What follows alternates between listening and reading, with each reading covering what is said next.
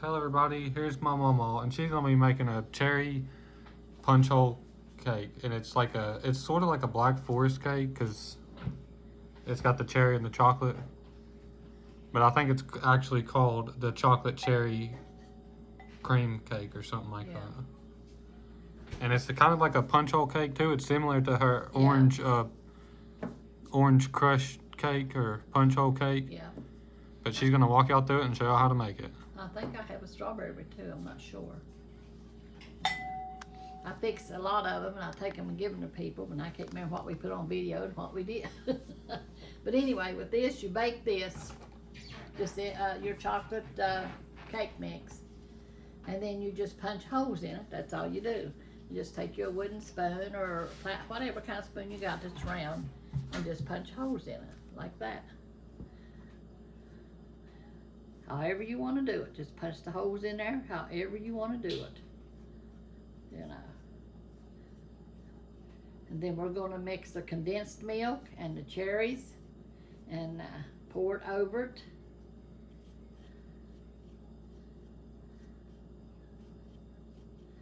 So let's do that now. We're going to put our cherries in here. And this is 1 full can of cherry pie filling. Yeah.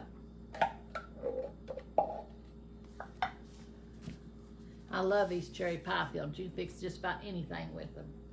And then we have our sweetened condensed milk that we're going to stir in with our cherries.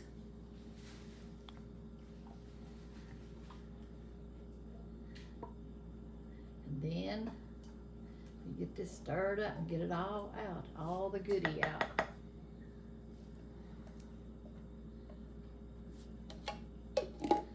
Then we're going to stir this up here.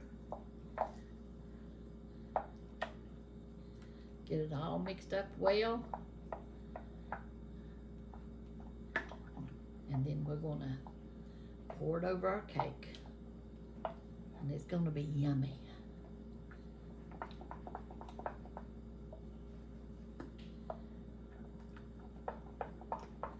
And that's all you do. It's turning blue like a blueberry or something. Yeah. And you just pour it over where the holes are at.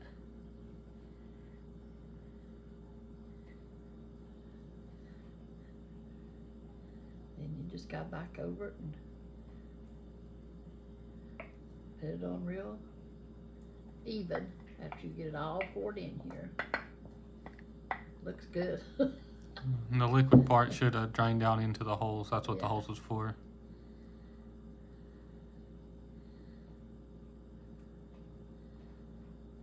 Yeah, I made a orange crushed too cake like this, and it was good. Used orange pop and Jello, I think is what it was, but it's on the list. Yeah, if y'all want to see the recipe for her orange crush cake, you can find it on the playlist. And then we put this. It's a little bit warm yet. Might want to wait till it's cool, but we're gonna go ahead and do it because they'll eat it here anyway, where you know it. And then we're gonna drizzle it with that. So chocolate, chocolate, chocolate, and they love chocolate here. I'm not really a big fan of cherries, but chocolate and cherries do go together very well. Yeah. It's a great combination. And Cool Whip would probably be better, but we don't have it, so we improvise. That's what you do when you cook, you improvise. If I can do this, Corey might have to do it.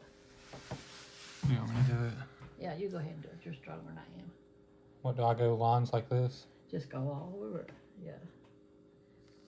See how hard it is?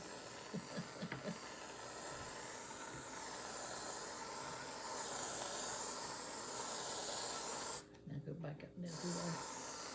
And that should do it. Okay, that's good enough. And then we're going to take this, and if you want, you can smear it on there, but I think it looks good like that. And then you just take this. This was in the refrigerator, so it's pretty frozen. But And just go over it like that. a little drizzle of this, a little drizzle of that. And yum yum. And that's it. That's all we do.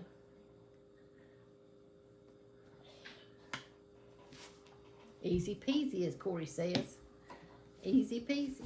There it is. There's your, what's it called again? Cherry cream. It's like a cherry cream punch hole cake. Yeah, punch hole cake. Yeah. See how good it looks? Yum. I guess I could taste it here in a little bit after I read to you. Yeah.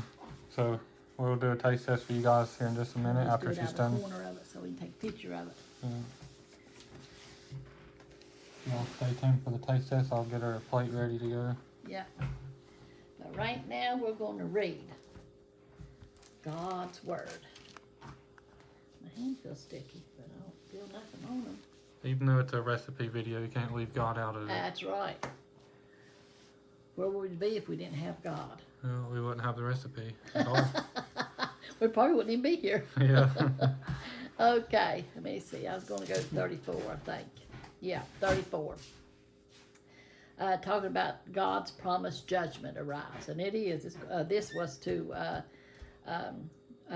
Jeremiah talking here, but it's to Jerusalem. But it's gonna come here too.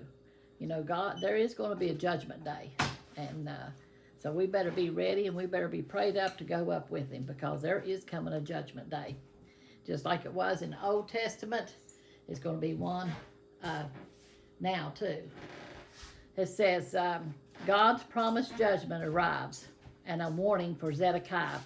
This is in Jeremiah 34. It says, the word which came unto Jeremiah from the Lord, when Nebuchadnezzar, king of Babylon, and all his army, and all the kingdoms of the earth of his dominion, and all the people fought against Jerusalem, and against all the cities thereof, saying, thus saith the Lord, the God of Israel, go and speak to Zedekiah, king of Judea, and tell him, thus saith the Lord, behold, I will give this city into the hand of the king of Babylon, and he shall burn it with fire.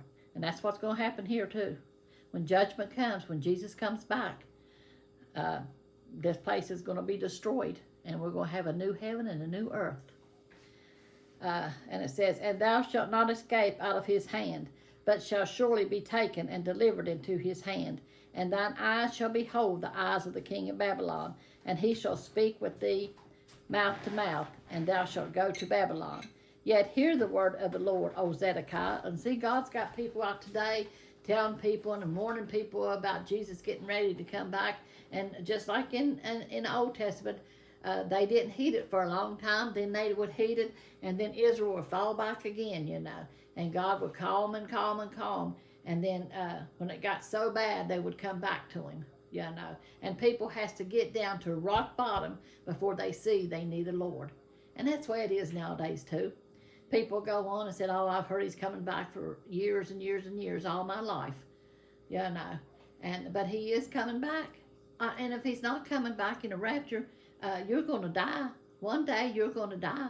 Are you going to be ready to meet the Lord?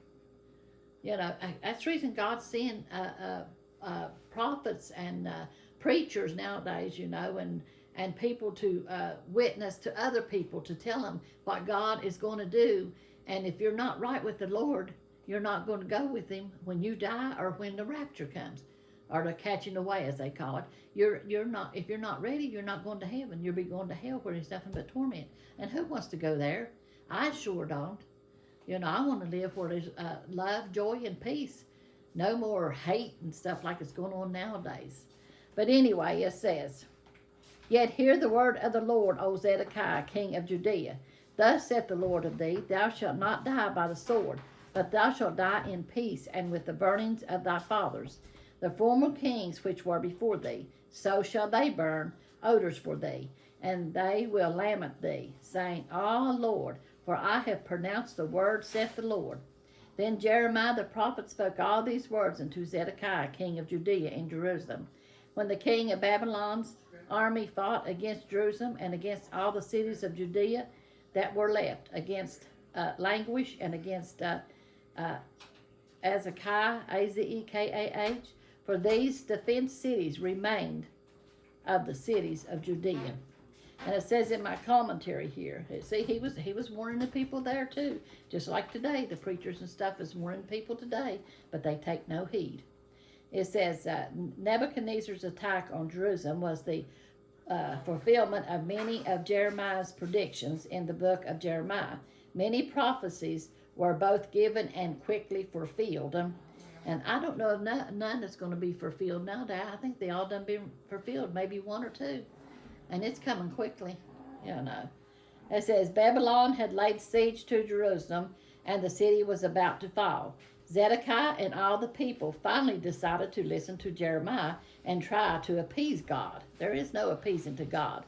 You either love him or you don't. So they freed the slaves. Zedekiah thought he could win God's favor with a kind act, but he also needed a change of heart. If you don't have a change of heart, you know, God's not, you know, you're not going to do anything, because God knows your heart. He knows what you think. He knows your heart. He knows your desires. He knows everything about you. He knows if you're sincere or not. It says the people had been disobeying God's law from the beginning. Now, when the siege was temporarily lifted, the people became bold, returned to their sins, and forced people into slavery again. They thought, oh, you know, God will forget and he'll forgive me again. But you know, one thing about it, God will forgive you, you know, and you can go mess up again. God will forgive you. Yeah, I heard a preacher say this. But if you know what you're doing and you premeditating sin, he's not going to forgive you. You know, because he sees your heart and he knows where you're sincere and he knows where you're telling the truth, whether you're going to shun that sin or not. You know, you better be shunning sin, because God knows everything about you and he loves you. He wants you to come to him. He's there with outstretched arms, but it's your choice. It's your choice. It says the people of Israel had a hard time keeping their promises to God. In the temple, they would solemnly promise to obey God, but back in their homes and at work, they wouldn't do it. Ain't the way today. People come to church and get up and testify and pray and worship God, go out the door and commit sin. You know, that's the way they are today too. They think, oh, I'll go back next Sunday and God forgive me. How many times is God going to forgive you? When will he not forgive you? When will he turn his back on you? You know, because God knows your heart. It says, let me see. But back in their homes and at work, they wouldn't do it. God expressed his great displeasure about this. If you want to please God, make sure you keep your promises. God wants promises lived out, not just, I don't know what that word is, P-I-O-U-S-L-Y. I say falsely made. You know what that word is? P-I-O-U-S-L-Y.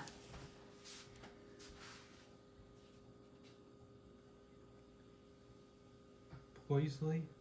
Don't sound right, does it? Yeah. But anyway, he's displeased with it. You know, with you saying you want to obey him and want to serve him, and then you go out the door and you don't. You know, one minute you say you do, next minute you say you don't. You know, what's going to happen when you're in that sin situation? Excuse me. And God comes back. You know, and you'll be gone just like that. No time to ask God to forgive you. You know, that don't work like that. You either walk right and do right, you know, and serve the Lord. You can't live it wholeheartedly. You can't just, one minute you want to serve the Lord, next minute you want to serve the devil, or you want the worldly pleasures, you know. But anyway, we better walk right, talk right, and do what's right. So right now I'm going to pray for y'all. Dear Lord Jesus, we just come to you, Lord, just thanking you and praising you, Lord, for helping us through this world, Lord Jesus, for teaching us daily of your word, Lord Jesus, and how to walk, how to talk, what you want us to do, Lord. Help us to be obedient to your voice, Lord. Lord, and be ready when you come, Lord. In your mighty name I pray, Lord. And Lord, you see our YouTube people, Lord Jesus, our family, Lord. You see their needs, Lord Jesus, and we bring them before you, Lord, asking you to touch them, Lord, and Lord, whatever the need may be, Lord, that you'll be there, Lord, and you'll help them through it, Lord. In your mighty name we pray, Lord. We ask you to touch our nation, our leaders, Lord. And Lord, we always want to remember to pray for Israel, because in your word you said for us to pray for Israel. to pray for the peace of Israel. That's what you said, Lord. And Lord, we need to do that daily, Lord. And Lord, we just thank you, Lord. Lord, have your way with Ukraine, Lord, a whole world, Lord Jesus. Lord, let the ones that don't know you open their eyes up and see that they need you before it's eternally too late, Lord. In your name I pray, Lord. And I give you all the glory and all the honor that's due you. In Jesus' name I pray. Amen. Amen. God is good all the time. You know, y'all still remember Richard and Sandy in prayer. I don't think Sandy's doing real good, and Richard's having a lot of problems with his knees, you know, and his shoulder and stuff. So we just need to hold one another up in prayer, you know. I have another lady that lives in Maine. She's going through a lot of surgeries and stuff, in and out of the hospital. We need to hold her up in prayer. It's just so much, you know. We need to hold each other up in prayer, you know. But God sees and he knows everything. All you have to do is say, Lord, here I am. I need your help. And he'll be there. He's always there waiting on you to ask. But you have to ask him. Amen. You know? But we love you. Now we're going to try this delicious cake. It looks, don't it look good? Look at how good it looks. Mmm. I'm just going to get me a little tiny piece because I'm trying not to eat too much sweets.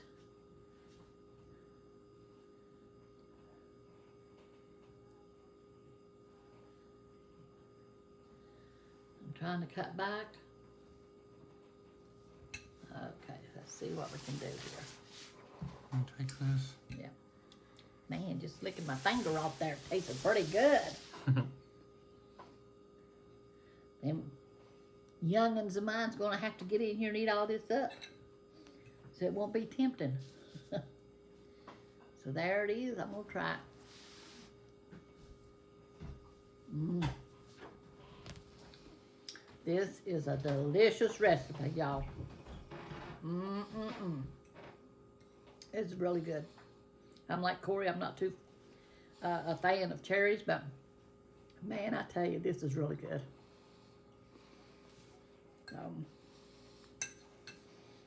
You'll have to fix it some. Really, really, really good.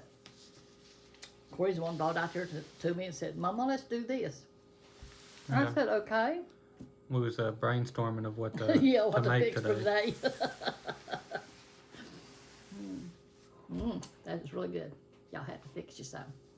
We love y'all. We thank you for always supporting us, for always being there for us, for all your kind words. We just ask God to bless you and just hold on to him because he's there for you. We love you, and we'll see you in the next one.